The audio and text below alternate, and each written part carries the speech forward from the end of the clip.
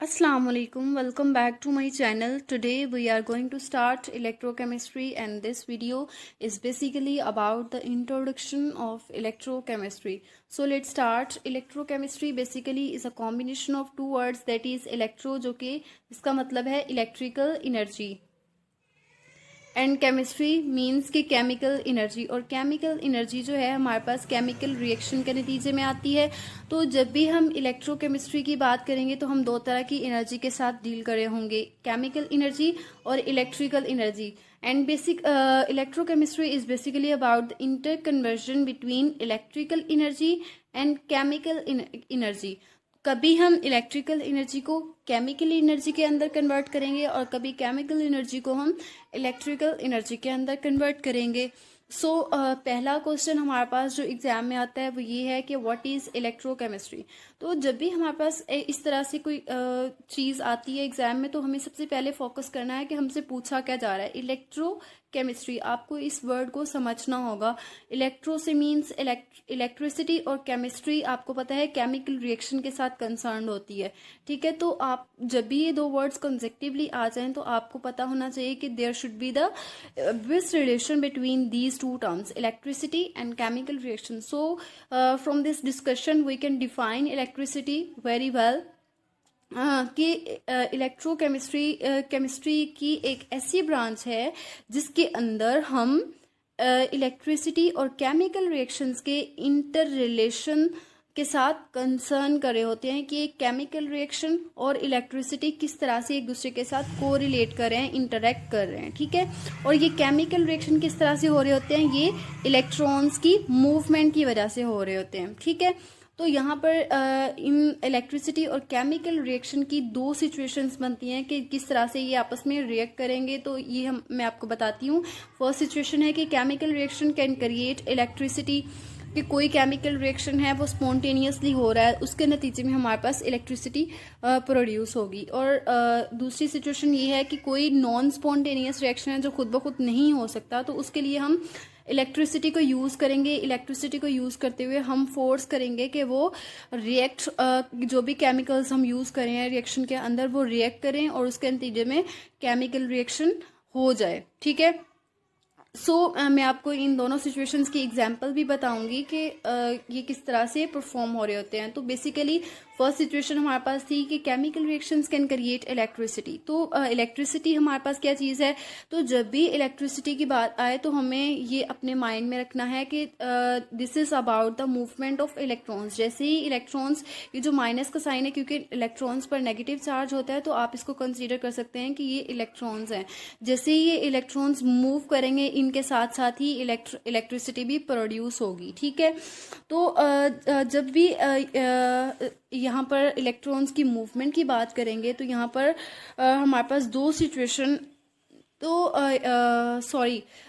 यहाँ पर इलेक्ट्रिसिटी को तो हमने समझ लिया है कि ये इलेक्ट्रॉन्स की मूवमेंट का नाम है। तो हमें ये भी तो पता होना चाहिए ना कि केमिकल रिएक्शन क्या चीज़ है। तो केमिकल रिएक्शन के लिए हम एक रिडॉक्स रिएक्शन की एग्जांपल लेते हैं कि ये हमारे पास, लेट्स सपोज ये हमारे पास एक रिडॉक्स रिएक्शन है। ये हमारे पास दो एटम्स मौजूद हैं, इन दोनों एटम्स के आपने ये रिड्यूसिंग एजेंट और ऑक्सीडाइजिंग एजेंट को फिलहाल के लिए छोड़ देना है। आपने सिर्फ ये चीज़ समझनी है, मैं आपको समझा रही हूँ। लेट्स सपोज ये हमारे पास एक्स और वाई दो एटम्स हैं और इन दोनों एटम्स के दरमियान में ये इलेक्ट्रॉन जो है मूव कर रहा है। जैसे ही ये इलेक्ट्रॉन मूव करेगा तो हमारे पास दो सिनेरियोज क्रिएट होंगे। फर्स्ट सिचुएशन हमारे पास ये सिनेरियो क्रिएट होगा कि जैसे ही इलेक्ट्रॉन मूव करेगा हमारे पास इलेक्ट्रिसिटी प्रोड्यूस हो सकती है, ठीक है। और ये किस सिचुएशन में होगी, ये उस सिचुएशन में होगी जब हमारे पास स्पॉन्टेनियस रिएक्शन हो रहा होगा, ठीक हो गया। ये बात क्लियर होगी कि ये दो एटम्स हैं और इन दोनों एटम्स के दरमियान में जब स्पॉन्टेनियस रिएक्शन होगा, इलेक्ट्रॉन यहाँ से यहाँ मूव करेगा तो इलेक्ट्रिसिटी प्रोड्यूस होगी। ये कब होगा, ये स्पॉन्टेनियस रिएक्शन के केस में होगा, ठीक हो गया। और तो बेसिकली हमें नजर आ रहा है कि ये दो एटम्स हैं हमारे पास और इन एटम्स के दरमियान में इलेक्ट्रॉन एक्स से वाई की तरफ ट्रांसफर हो रहा है और यहाँ पे इस इलेक्ट्रॉन की मूवमेंट से इलेक्ट्रिसिटी प्रोड्यूस हो रही है। और ये इलेक्ट्रिसिटी जो प्रोड्यूस होती है ये ज़्यादा बेनिफिशियल नहीं होती क्योंकि हमें पता है कि ये दो एटम्स आपस में इलेक्ट्रॉन को इंटरचेंज करें तो यहाँ से जो इलेक्ट्रिसिटी प्रोड्यूस होगी वो इतनी ज़्यादा बेनिफिशियल नहीं। तो उसके लिए हम क्या करेंगे, हम एक मीडियम प्रोवाइड कर देंगे इन दोनों एटम्स के दरमियान में एक वायर की सूरत में। जब वायर के अलोंग इलेक्ट्रॉन मूव करके एक्स से वाई की तरफ ट्रांसफ़र होगा ना, तो यहाँ से इलेक्ट्रिसिटी जो प्रोड्यूस होगी उसको हम बहुत ही बेनिफिशियल वे में यूटिलाइज़ कर सकेंगे। ठीक है, तो जैसे ही इलेक्ट्रॉन मूव करेगा एक्स से वाई की तरफ तो हमें उस केमिकल रिएक्शन के नतीजे में इलेक्ट्रिसिटी मिल जाएगी। तो हमारी यहाँ पे फर्स्ट सिचुएशन जो है वो सेटिस्फाई हो रही है। तो हम अब बात करते हैं सेकंड सिचुएशन की। सेकंड सिचुएशन हमारे पास ये थी कि हम इलेक्ट्रिसिटी को यूज़ करते हुए किस तरह से केमिकल रिएक्शन को परफॉर्म करवा सकते हैं, ऐसा केमिकल रिएक्शन जो नॉन स्पॉन्टेनियस होता है, खुद ब खुद नहीं हो सकता।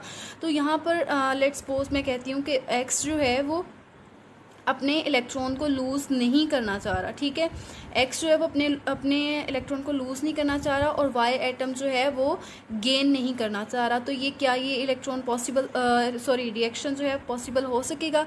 नहीं हो सकेगा। तो उसके लिए हम क्या करेंगे, उसके लिए हमने यहाँ पर जो हमने वायर्स अटैच की थी यहाँ पर हम एक बैटरी अटैच कर देंगे। ठीक है, ये जो चीज़ें मैं आपको यहाँ पर बता रही हूँ ना वर्बली, ये चीज़ें अगर आप माइंड में रखेंगे तो आपके लिए समझना, आपके लिए थ्योरी क्रिएट करना बहुत आसान हो जाएगा। तो हमने यहाँ पर इन दोनों एटम्स के दरमियान में जब बैटरी अटैच की, मीन्स टू से कि इलेक्ट्रिसिटी का एक सोर्स लगा दिया, तो ये बैटरी क्या करेगी, ये इस एटम को फोर्स करेगी कि वो अपने इलेक्ट्रॉन को पुल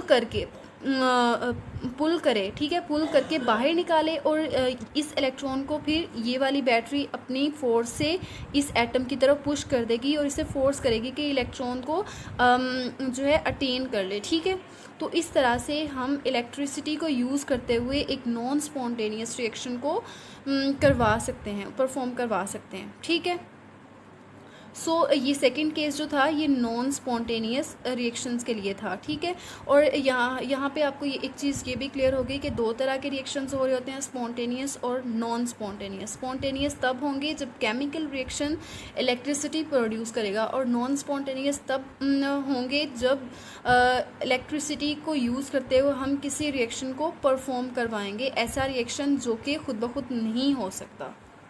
ठीक हो गया, आपने ये चीज़ें बहुत अच्छे से याद रखनी है ताकि आपको जो है बेसिक्स जो हैं वो आपकी स्ट्रॉन्ग हो जाएं। नाउ वी विल डिस्कस कि केमिकल रिएक्शन किस तरह से इलेक्ट्रिसिटी क्रिएट करते हैं। जब भी हम बात करते हैं कि केमिकल रिएक्शन से हमें इलेक्ट्रिसिटी मिल रही है तो उसके लिए हमें क्या करना पड़ता है, हमें एक डिवाइस यूज़ करनी पड़ती है जिसका नाम है गैल्वेनिक सेल या वोल्टिक सेल।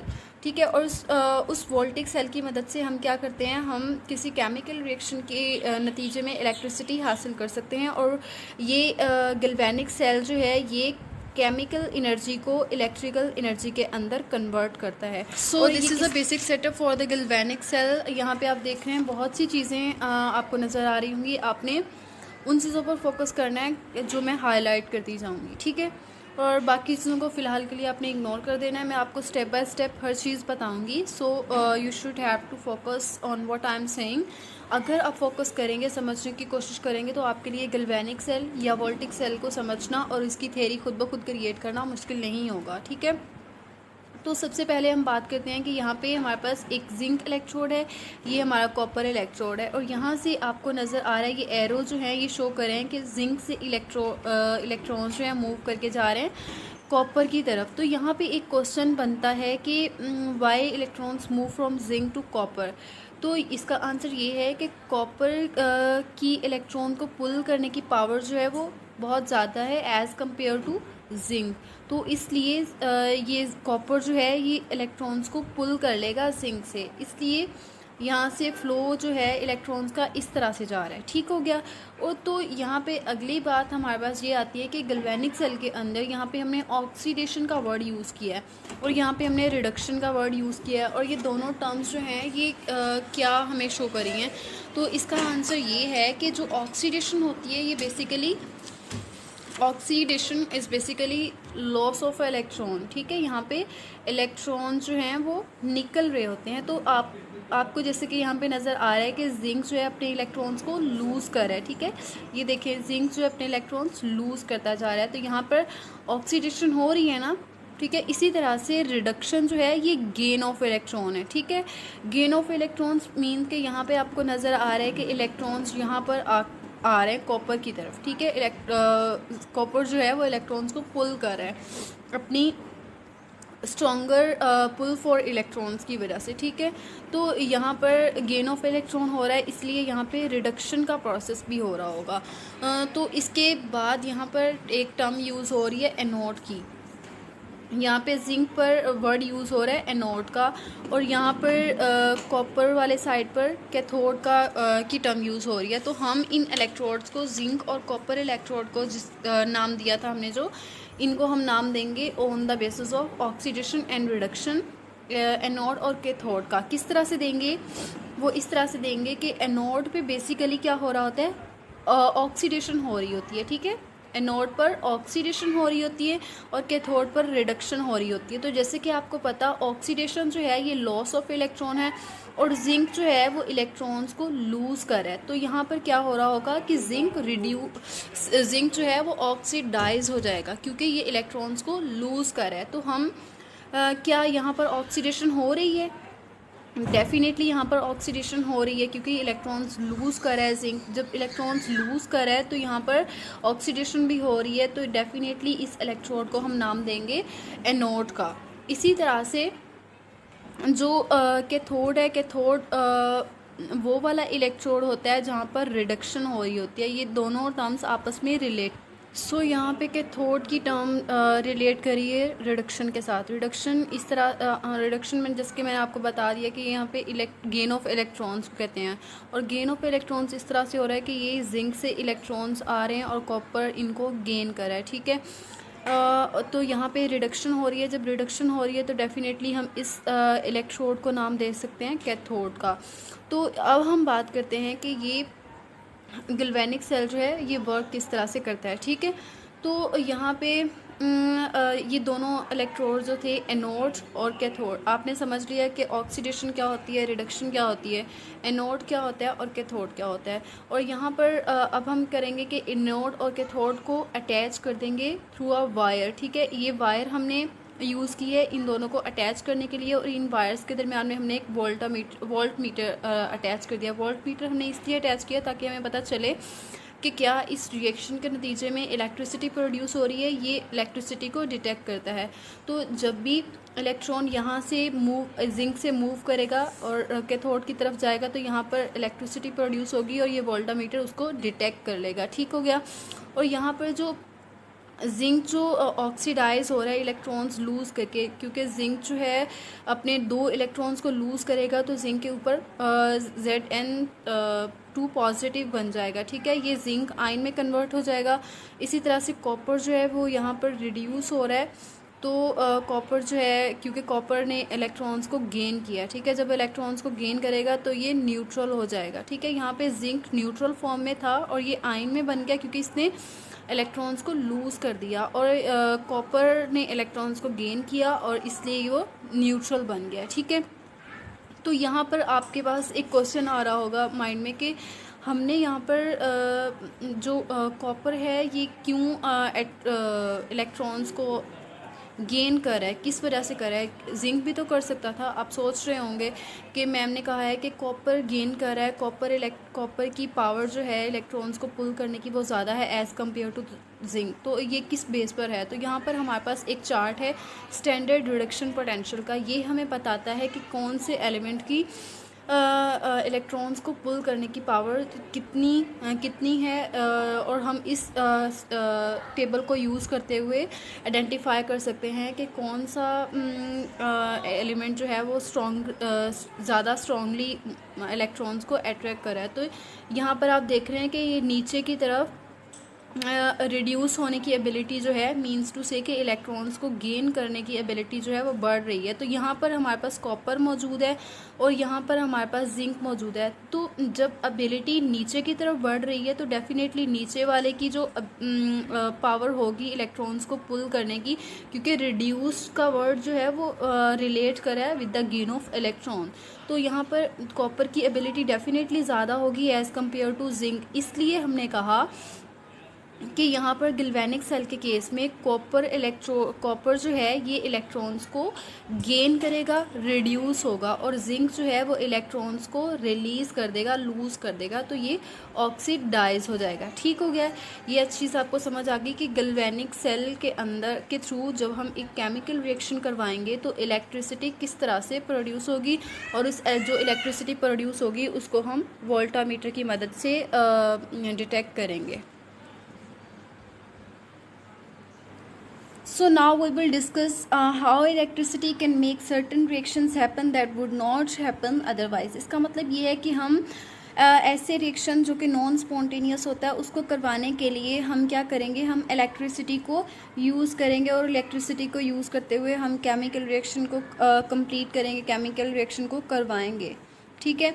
तो इस सिचुएशन में हम क्या करते हैं, इस सिचुएशन में हम ये करते हैं कि हम जो भी हमारे पास नॉन स्पॉन्टेनियस केमिकल रिएक्शन होता है उसको डिराइव करने के लिए, उसको करवाने के लिए हम इलेक्ट्रिक करंट यूज़ करते हैं, और इस प्रोसेस को कहते हैं हम इलेक्ट्रोलिसिस। इलेक्ट्रोलिसिस को हम फिर इस तरह से डिफ़ाइन कर सकते हैं कि ऐसी तकनीक है, ऐसा प्रोसेस है जिसके अंदर हम इलेक्ट्रिक करंट को यूज़ करते हुए नॉन स्पॉन्टेनियस रिएक्शन को डिराइव कर सकते हैं। और इस प्रोसेस के लिए हम इस पर्पस के लिए क्या यूज़ करते हैं, हम एक डिवाइस यूज़ करते हैं जिसका नाम है इलेक्ट्रोलिटिक सेल।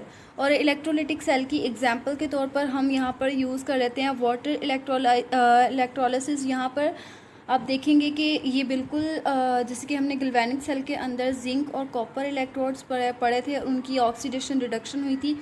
यहाँ पर भी सेम प्रोसेस हो रहा है, क्योंकि यहाँ पर भी इलेक्ट्रॉन्स मूव करें, और इलेक्ट्रॉन्स की मूवमेंट को चेक करने के लिए हमें हाइड्रोजन और ऑक्सीजन की ऑक्सीडेशन नंबर को देखना पड़ेगा। और ऑक्सीडेशन नंबर को फाइंड करना आने वाले लेक्चर्स में आपको बहुत अच्छे से कम्प्लीटली सिखाऊंगी, बट यहाँ पर आप सिर्फ इतना देख लीजिए कि यहाँ पर हाइड्रोजन का जो ऑक्सीडेशन नंबर है वो है +1, और ऑक्सीजन का जो ऑक्सीडेशन नंबर है वो है +2।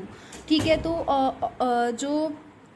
तो यहाँ पर बेसिकली ये होता है कि ये ऑक्सीजन जो है ये स्ट्रॉन्ग, इसकी इलेक्ट्रॉन्स को अट्रैक्ट करने की, इलेक्ट्रॉन्स को गेन करने की पावर ज़्यादा होती है, मीन टू से कि इलेक्ट्रॉन्स गेन करता है। और हाइड्रोजन की जो पावर होती है इलेक्ट्रॉन्स के लिए ये वीक होती है। ठीक है। तो यहाँ पर हमने ये, लेकिन इस रिएक्शन के अंदर यहाँ पर ऐसा नहीं हो रहा, यहाँ पर इसके उलट हो रहा है, रिवर्स हो रहा है। ये हो रहा है कि ऑक्सीजन स्ट्रॉन्ग होते हुए भी अपने इलेक्ट्रॉन्स को लूज़ करेगा, जबकि हाइड्रोजन वीक होते हुए भी इलेक्ट्रॉन्स को गेन करेगा। वो किस तरह से करेगा, उसके लिए हमें यहाँ पर एक सोर्स यूज़ करना पड़ेगा, इलेक्ट्रिसिटी का सोर्स, बैटरी यूज़ करनी पड़ेगी। तो वो बैटरी फोर्स करेगी कि ऑक्सीजन को कि वो अपने इलेक्ट्रॉन्स को लूज़ करे, और हाइड्रोजन को फोर्स करेगी कि वो इलेक्ट्रॉन्स को गेन करे। इस तरह से हम इस रिएक्शन को करवा सकते हैं, ड्राइव आउट कर सकते हैं। ठीक है। तो यहाँ पर मैं बात कर लेती हूँ कि यहाँ पर ये हमारे पास इलेक्ट्रोलिटिक सेल है, इसके अंदर ये हमारे पास हाइड्रोजन गैस है, ये हमारे पास ऑक्सीजन गैस है, और ये हमारे पास इस इलेक्ट्रोड को हमने एनोड का नाम दिया है, और इस इलेक्ट्रोड को हमने कैथोड का नाम दिया है। और एनोड के ऊपर हमारे पास ऑक्सीजन मौजूद है। ऑक्सीजन जो है ये इलेक्ट्रॉन्स को लूज़ करेगी। लूज़ किस तरह से करेगी, क्योंकि इन दोनों इलेक्ट्रोड्स एनोड और कैथोड के दरमियान में हमने एक बैटरी पावर सोर्स यूज़ किया हुआ है। ठीक है। इलेक्ट्रिक करंट, इसका मतलब है इलेक्ट्रिक करंट यूज़ किया है। ये इलेक्ट्रिक करंट ऑक्सीजन को फोर्स करेगा कि ये अपने इलेक्ट्रॉन्स को लूज़ करके हाइड्रोजन की तरफ पास कर दे, और हाइड्रोजन को ये सोर्स जो है ये फोर्स करेगा कि ये इन इलेक्ट्रॉन्स को गेन कर ले। ठीक है। तो इस तरह से ये इलेक्ट्रोलिटिक सेल इस रिएक्शन को कंप्लीट करवाएगा। और ये जो हम बैटरी या इलेक्ट्रिक करंट जो यूज़ कर रहे हैं, ये बेसिकली सोर्स है किसी भी नॉन स्पॉन्टेनियस रिएक्शन को कंप्लीट करवाने का। So this is all about the introduction of electrochemistry. आने वाले लेक्चर्स के अंदर इंशाल्लाह ताला मैं आपको मज़ीद बेसिक चीज़ें बताऊंगी, फिर हम चलेंगे एडवांस लेक्चर्स की तरफ। So thank you so much for watching. अल्लाह हाफ़िज़।